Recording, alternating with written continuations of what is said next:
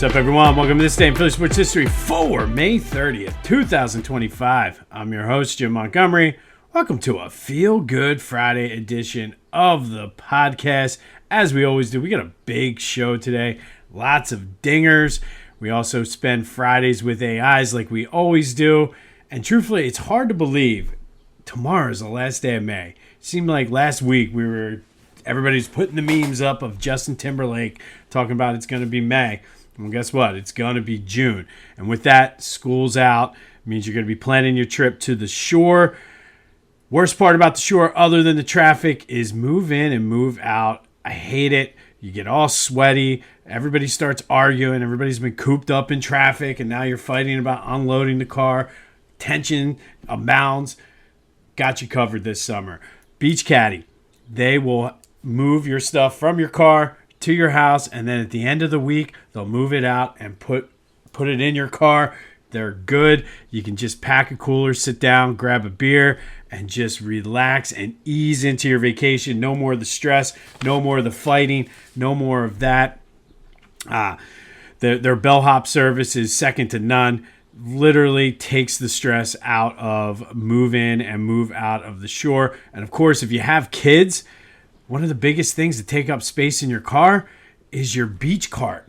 And you usually, to save room, you get the little mini one that folds up with the small wheels. It always gets stuck in the sand.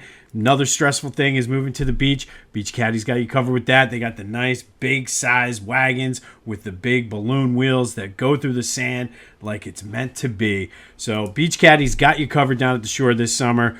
Go to beachcaddy.app. Use the promo code Jimbo to take 10% off bellhop, which is their move-in and move-out service, and cart rental. If you are in Ocean City, Sea Isle, Avalon, Stone Harbor, or Wildwood, get your beach trip started off right. Let Beach Caddy do the hard work for you. You don't have to worry about it. No more fighting, no more stress, no more drama, no more being dripped in sweat. They'll take care of it. Sit down, grab your beach chair, have a beer, and enjoy the shore. That's beachcaddy.app, and use the promo code Jimbo for 10% off your move-in, move-out service, their bellhop service, and wagon beach cart rental. They got you covered. Trust me, I've known these guys since the very beginning. They've been featured on Channel 6. Great organization, and really takes the stress out of just the entire, anything that you can imagine that's stressful on a beach trip.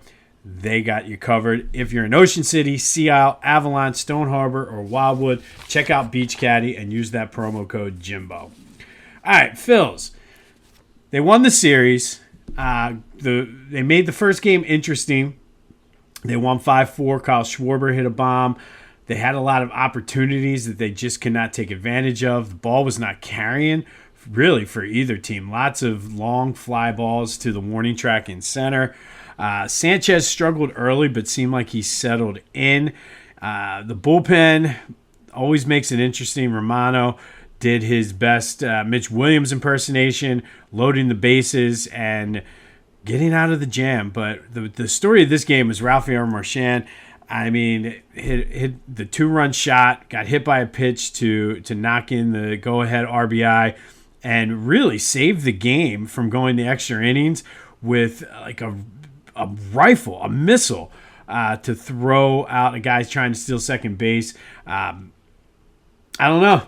I mean, there could be talking about maybe we talked about in our bold predictions beginning of the year. Maybe, just maybe, JT will not be back next year if Marchand can keep playing like this. Love to see him get more playing time, though, and see if he can do this consistently. But after a rough start, he's looking pretty good as the Phillies take the series and take game 1 of the doubleheader. And then last night, Zach Wheeler had an off game. They had 2 hits. I turned it off in like the 8th inning, 7th inning. They had 2 hits. I don't know whether they just packed it in, figured they won the series. Who cares about this game or what? It just was a brutal game, but they took 2 out of 3 from the Braves. That's the main thing. Winning the first game 5-4, losing the second game 9-3. Still the best record in the majors. I mean, I still personally don't think they've played their best baseball yet at all. and they're doing what they need to do. And truthfully, every series they've won 9 out of their last 10 series. And other than the Mets series, they've played well. Maybe the Cardinals series you can throw in there as kind of a bad series, but I shouldn't say played well, but played decent. But they have not, by any stretch of the imagination, played their best baseball yet. So that bodes well. The bullpen obviously is a huge question mark, but they welcome back Rhys Hoskins, who could be playing here maybe later this summer as they open up a 3-game weekend series against the Braves. Taiwan's on the mound tonight. He looks to continue to have his complete 180 turnaround from what he was last year. Bryce likely won't play tonight. Still hasn't swung a bat. His elbow is still sore and swollen, but they did say it's not nearly as bad as they thought. So Phillies Brewers this weekend after taking 2 out of 3 from the Braves this week, and still with the best record in baseball and not playing their best. I mean, yes, they're a flawed team, but it seems like everybody else in the National League also has flaws. So if they can somehow address the bullpen, heard an interesting nugget on the way, or an idea, I guess, on the way to my kid's baseball game last night. And everybody's talking about putting Ranger in the bullpen. Well, what about Christopher Sanchez? Seems to be right around that 90 pitch mark, whether they're consciously trying to do it or what. I can't take credit for that idea. It was on the WIP afternoon show, but it got me thinking. That's intriguing to put Christopher Sanchez in the bullpen, especially when Andrew Painter comes up. You still have Mick Abel out there. They have options. They have an overabundance of starting pitching, which typically you say is not an issue. But when you have a crappy bullpen right now, yikes. Maybe you make some moves for this season.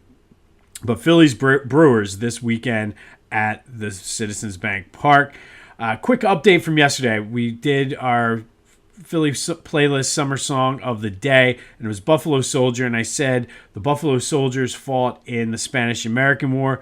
That, in fact, was indeed true, but the Buffalo Soldiers actually got their start defending the frontier post-Civil War all the way up through World War I. So it wasn't just specifically the Spanish-American War. So my history instincts still are kicking in strong. All right.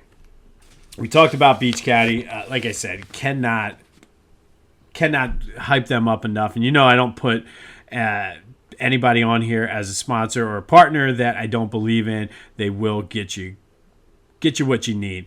Be sure to follow me on social media, Jimbo_Mott on Twitter and TikTok. On Instagram, at Philly Jimbo. Subscribe to the YouTube channel, Jimbo_Mott.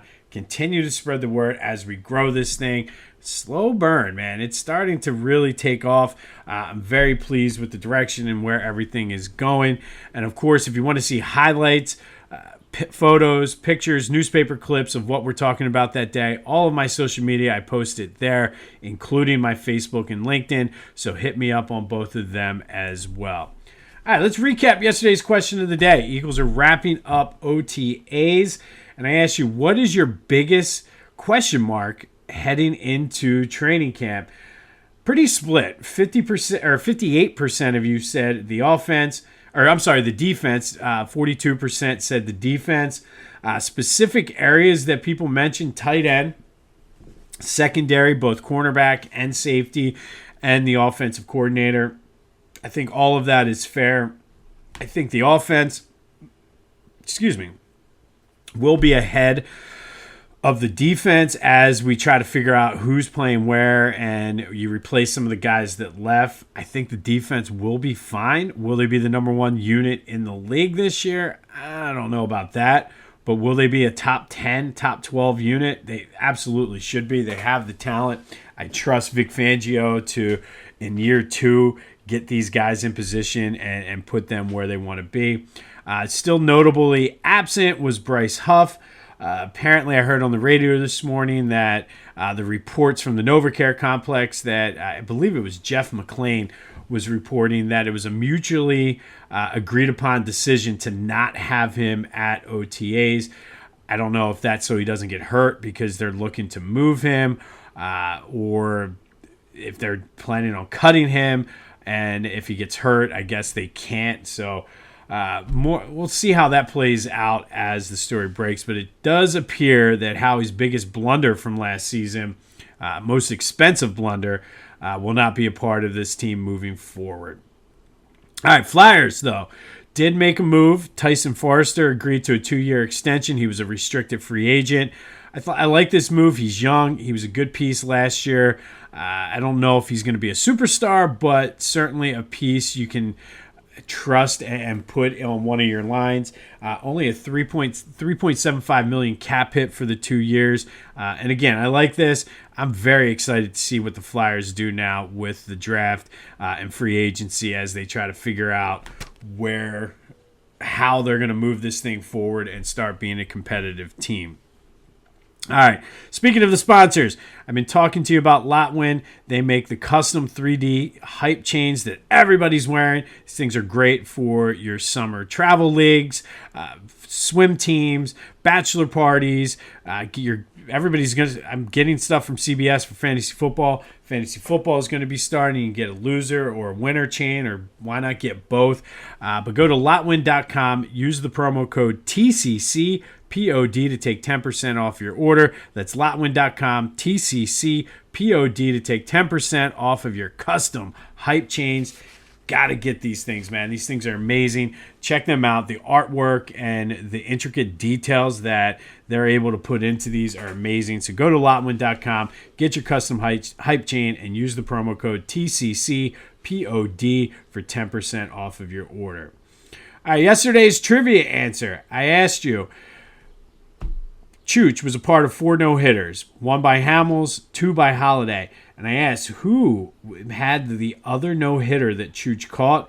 It was, in fact, a combined no-hitter in 2014 by Cole Hamels, Ken Giles, Jake Diekman, and Jonathan Papelbon. So Chooch tied with Jason Varitek for the most no-hitters caught in Major League Baseball history. 2 by Roy Halladay, 1 by Cole Hamels, and then a combined between Hamels, Ken Giles, Jake Diekman, and Jonathan Papelbon. It's time for Fridays with AI, where we ask AI to rewrite Philly sports history. Every Friday, only on This Day in Philly Sports History. That's right. It's time for Fridays with AI. Every Friday, we ask AI to rewrite Philly sports history, and this one was an interesting one. We've been talking a lot this week about the 2007 to 2011 Phillies. Obviously, it was Holiday's perfect game the other day. We talked a little bit about Ryan Howard, and got me thinking. Ryan Howard, very interesting career trajectory. Was tearing up minor league pitching, but was stuck behind Jim Thome, who Jim Thome came to the Phillies to help open Citizens Bank Park. And then we know once Ryan got a chance, he excelled, took the job, and never looked back. Tore his Achilles in the 2011 playoff game against the Cardinals in Game 5, and really was never the same after that. But that season, he still put up solid numbers in 2011. Even though the offense struggled somewhat for the Phils, he had 33 homers, 116 RBIs, solid numbers for a 31-year-old. But again, that devastating injury, he just never seemed to recover. And then you couple that with the contract extension that kicked in that next year from Ruben Amaro, and Ryan kind of got a raw end of his time here in Philly. He was certainly on a Hall of Fame trajectory, outside chance before the injury. So we asked AI, what would have happened if Ryan Howard did not tear his Achilles? What if it was just a weak ground out, Phillies lose that series, and then come back with everybody healthy, ready to go in 2012? Well, look at this from 2 different perspectives, the Ryan Howard perspective and then the Phillies team perspective. From Ryan Howard, he comes back and just goes back to being who he was prior to the injury, or if the injury didn't occur. Eventually, though, he starts to decline like most Major League players do as they progress in their 30s. But for the most part, he stays relatively healthy Averages between 25 and 35 homers the rest of his career, 90 to 110 RBIs, pretty comparable numbers. I mean, you take those 4-year, 5-year outlier numbers, his first couple of years, which were like he was averaging 49, but obviously Mother Nature and Father Time are undefeated. Eventually does start to decline, but without the injury, it is a real possibility that he sniffs 500 home runs, gets to about 1,500 RBIs, which would put him in the top 50 all-time in Major League Baseball, which essentially makes him a borderline Hall of Famer. And I don't think anybody would argue now that Ryan Howard's a Hall of Famer.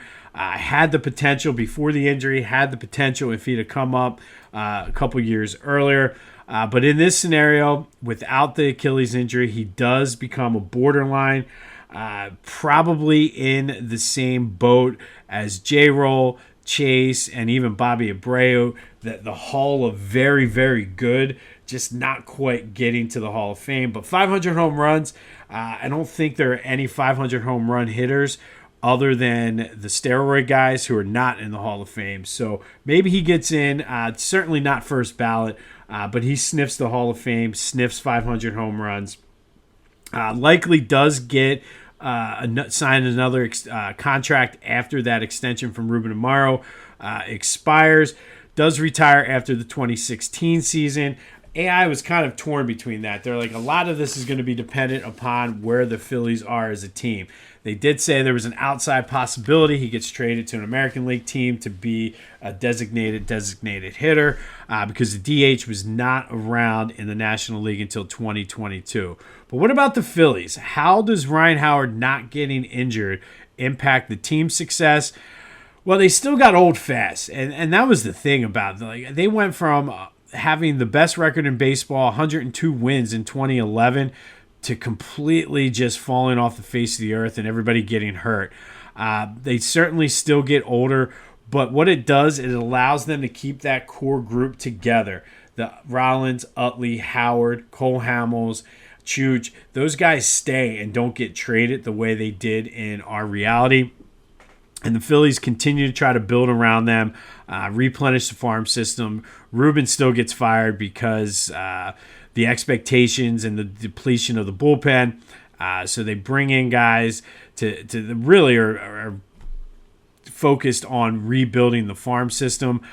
Never really get back to that top level of where they were. Certainly a wild card contender each year. But every year that they're contending for the wild card and not trading some of those pieces for some prospects, it delays the inevitable, and the Phillies ultimately end up going through that rebuild period that they had.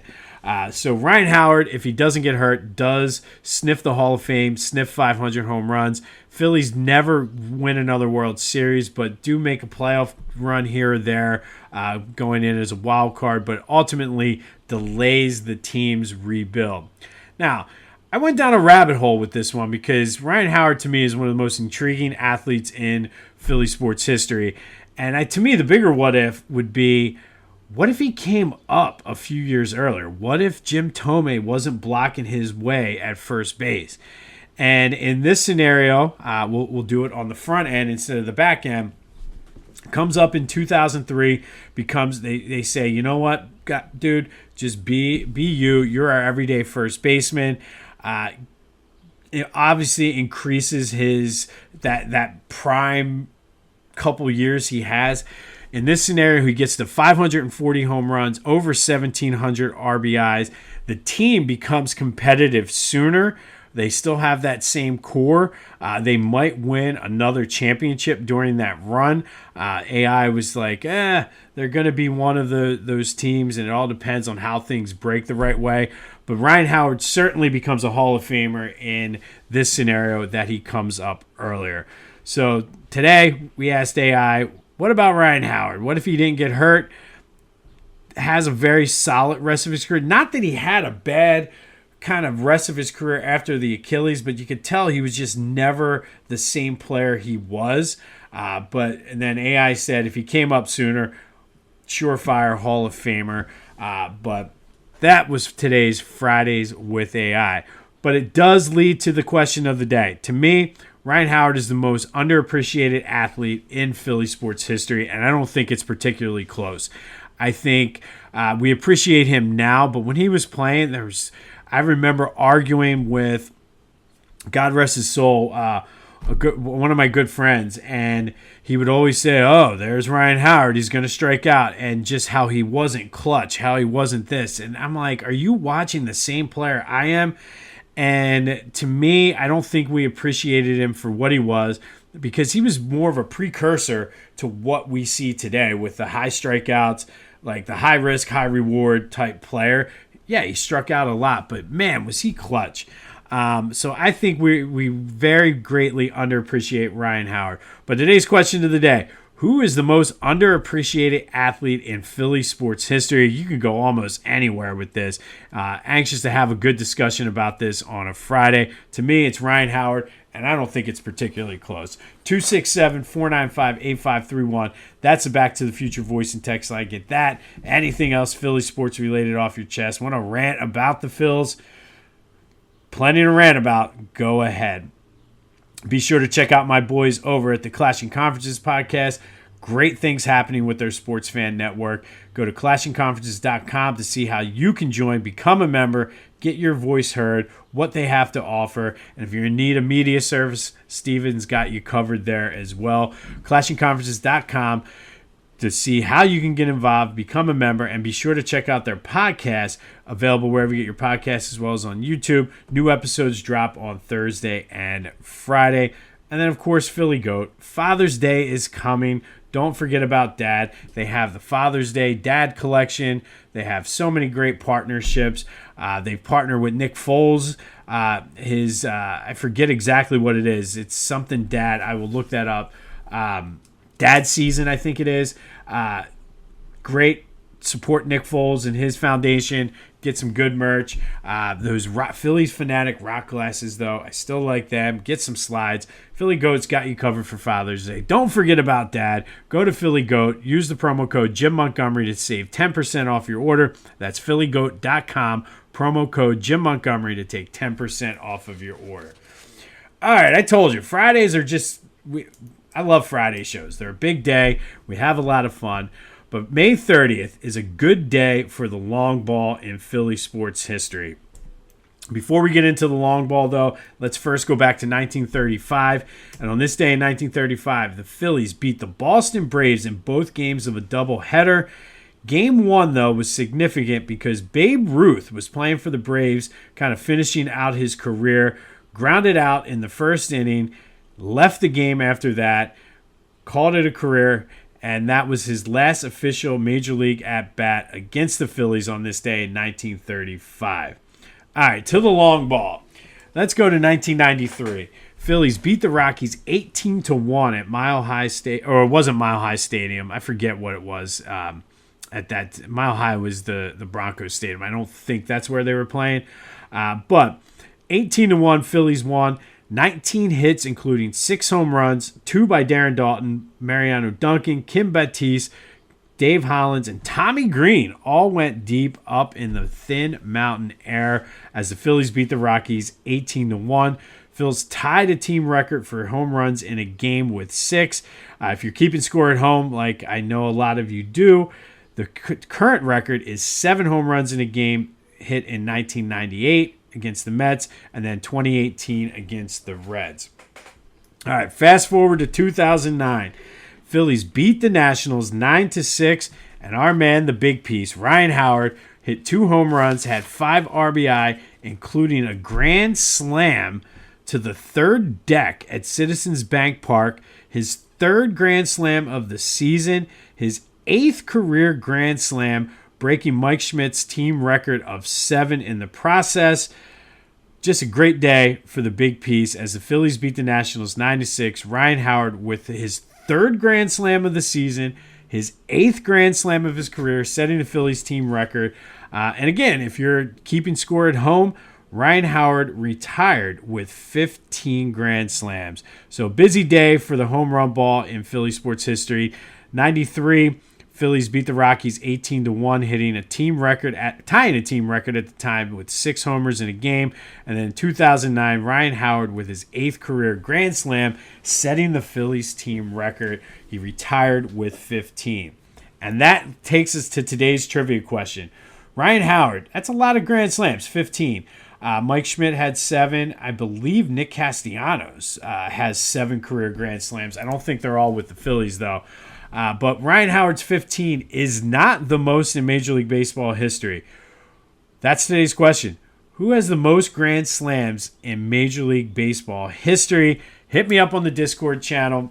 The invitation is in the description. Come over. Let's have some good Philly sports talk chat today and every day on the Discord channel. But who is the Major League Baseball career leader in grand slams? And then finally today, we're wrapping this up. I'll post the link to the Spotify and the Apple Music playlists once they're complete. But our Philly Sports Summertime Playlist Song of the Day, going to finish out this month with a good, strong Philly vibe, and that is Going the Distance by Bill Conti. Obviously, it's the iconic song from the fight scene in Rocky 1, when Rocky just gets battered and keeps coming up, and then all of a sudden catches his 8th win and holds his own against Apollo Creed.